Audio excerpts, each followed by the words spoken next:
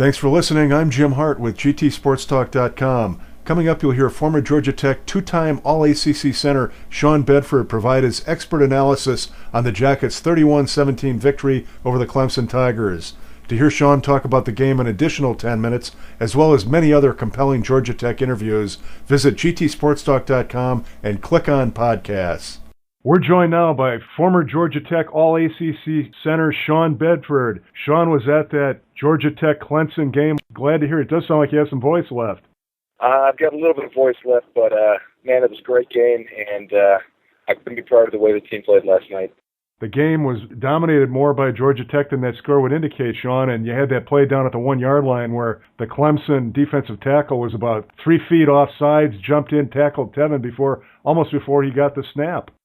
Yeah, I don't know what the line judge was looking at there. The side judge, that was pretty egregious, and it's a 14-point swing, but I think that really, when you consider that, that really shows just how dominant Tech was last night when you look at the fact that the score really should have been worse than it was. Sean, what do you see as the difference with this offensive line? They struggled against Maryland, Virginia, and Miami at certain points of the game, made it tougher for Tevin Washington, where last night they just seemed like they really had control of this football game. You're a guy that played offensive line for a long time. What is the difference between a team and a unit that can play a certain way for a few games and then do a 180 and play as well as they did last night? You know, it can be hard to put a finger on exactly one thing or one particular cause why the team is playing so well. Last night, the thing I noticed was that I was a little concerned for the first quarter, at least for the first half of the first quarter, because the interior of the line really was having trouble with the defensive tackles for Clemson. And Brandon Thompson and the other defensive tackles they had in there are outstanding players. When I think back on the guys I played against, Brandon Thompson is easily in the top 3 guys I had to deal with while I was at Tech. You know, I know just how difficult it is to block that guy. But I think the guards and Nick McCray did a great job as they went out in the game and got adjusted to the speed of the game.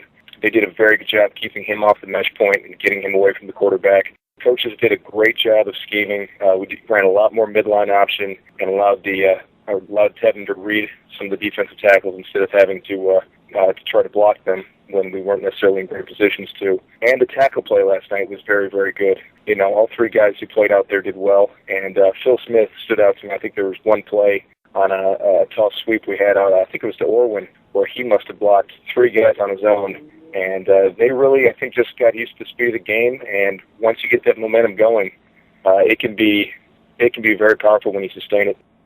You mentioned running the midline option more. That was my next question to ask you. Of course, nobody can really question Paul Johnson. He knows this offense more than anybody. But it seemed like with what Virginia and Maryland and Miami did, where they were spreading wide and then they were pinching down on the center to stop the B-back, that midline option may have been there. I was kind of wondering why Coach Johnson didn't run that more.